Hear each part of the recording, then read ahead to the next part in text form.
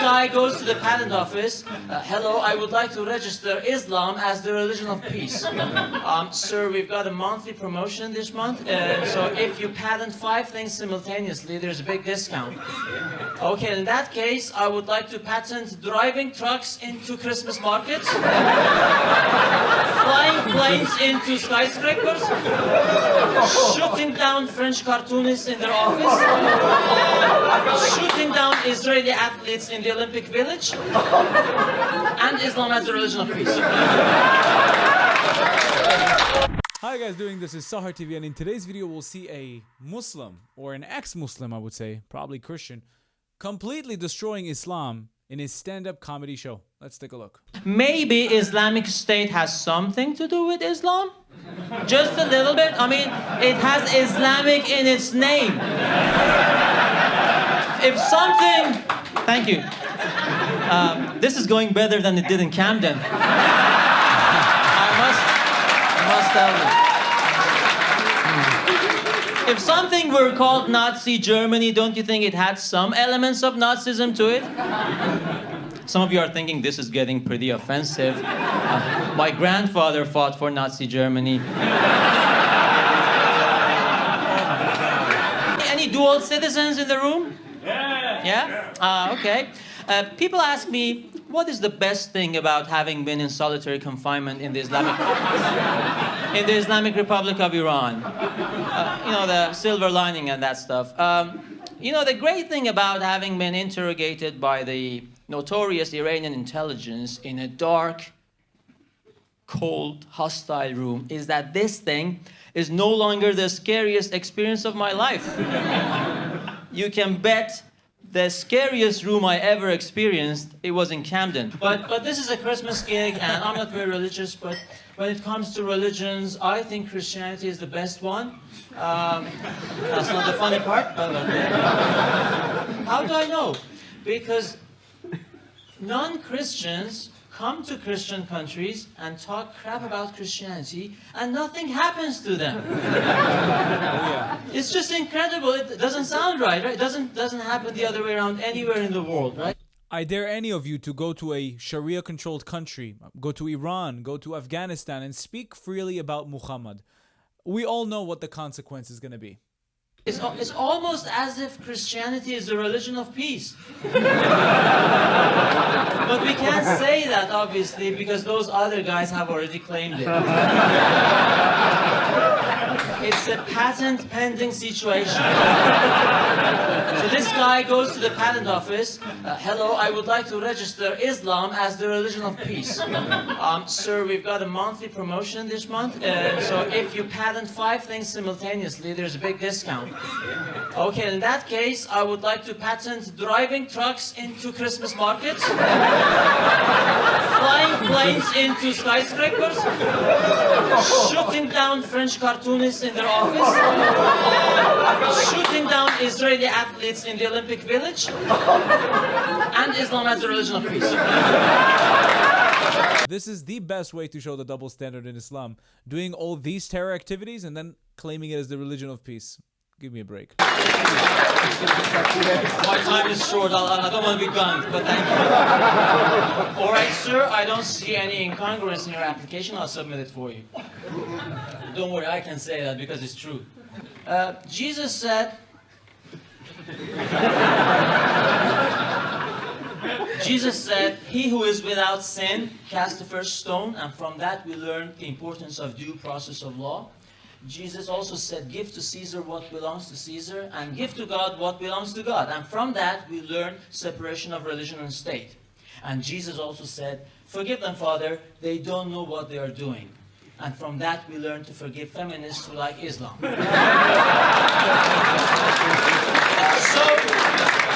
So Christianity made Western civilization the best civilization. Church of England. Feminists who like Islam is like chickens who love KFC. It's the same thing, same analogy. The second funniest British invention in history.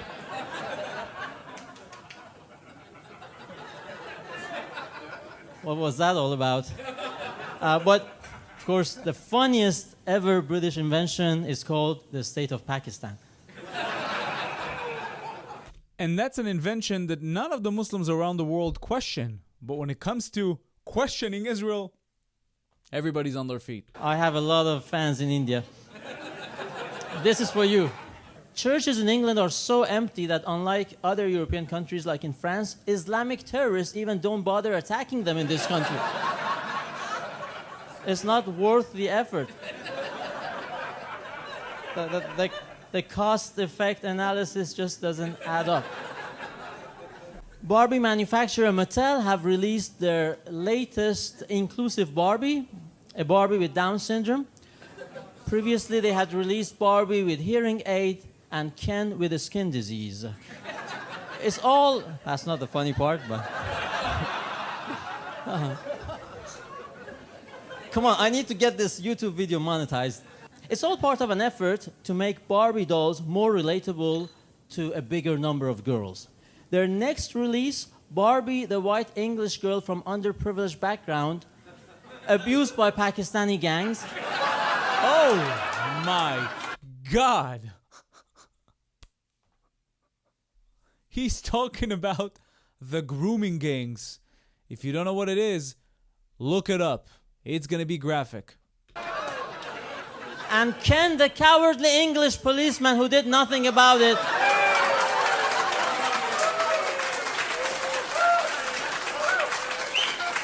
For fear of being called a racist. Yo. I might lose my day job because of it. Oh, hang on, I've already lost it. So we are in the clear. As you can imagine, doing this kind of edgy material it's not easy for me to find a lot of work. You sometimes even risk your day job, to be quite honest. Well, I love it.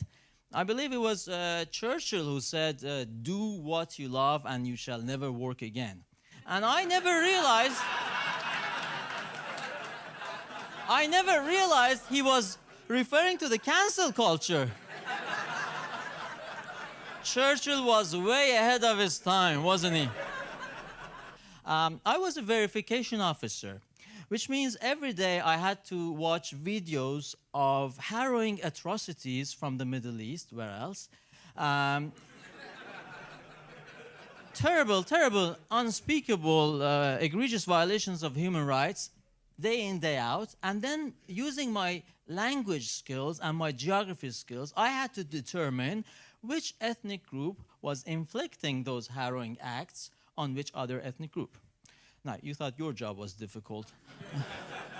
I get the accent wrong, they send drones over the wrong village. The stakes are high. And I'm not even the guy who's pushing drone buttons. I'm the guy standing behind him saying, yeah, it's that guy. Yeah, I know they all look the same. That's why I'm here. That's why I'm here.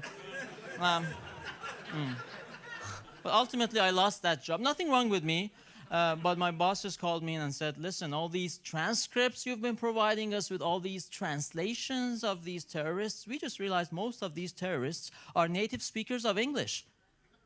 So, nobody said this was going to be easy, guys.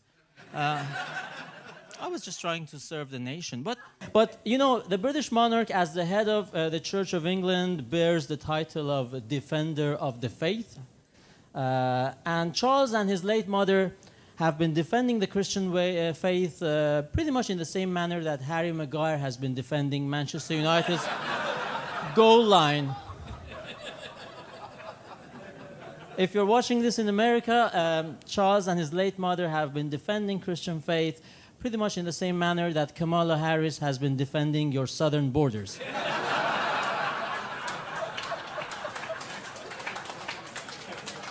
Thank you.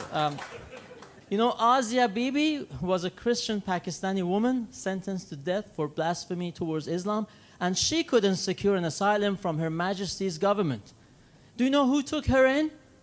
Justin Trudeau.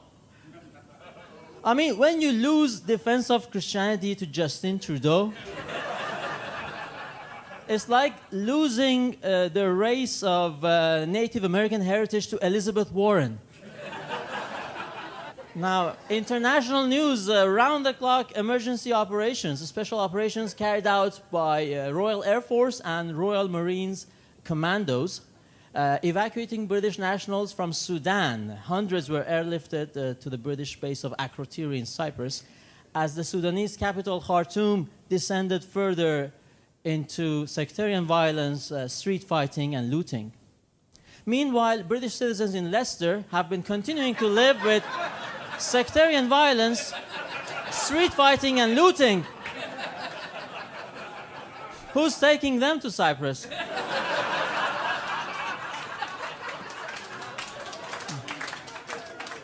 Yo, this guy's so funny.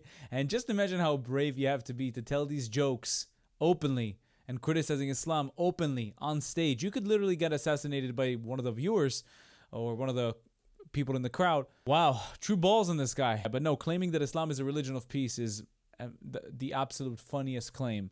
Yet they call Hamas resistance and they call ISIS resistance, and they make sure that every time Islam is criticized, they say, oh no, these are just radicals. No, they are not radicals. They represent Islam to a T. They just follow what the Prophet Muhammad did back in the 7th century. If you'd like to watch more of my stuff, please check out my channel down below. If you like what you see, don't forget to subscribe to the YouTube channel and hit that notification button so you can be notified every time I upload new content. If you'd like to support me and the channel financially, you can do that using Buy Me Coffee or Patreon down in the links below. Also, we now have a Discord that you can join down in the link below. And now you can become a YouTube member and enjoy specific YouTube perks. Thank you for watching. I'll see you in the next video.